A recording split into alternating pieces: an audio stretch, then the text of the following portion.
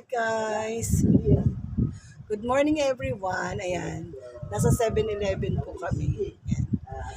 Dito ngayon nakatambay kami sa 7-Eleven dahil sarado pa ang gate. Ayan. Si Hazel ang kasama ko ngayon tumambay. Walang ibang kasama kundi si Hazel lang. Wala kaming sponsor ngayon. Wala. Shout out dun sa mga sponsor namin ha. Shout out. Shout out sa mga sponsor ha. Nandito kami sa 7-Eleven. Oh, ayan. Shout out ha.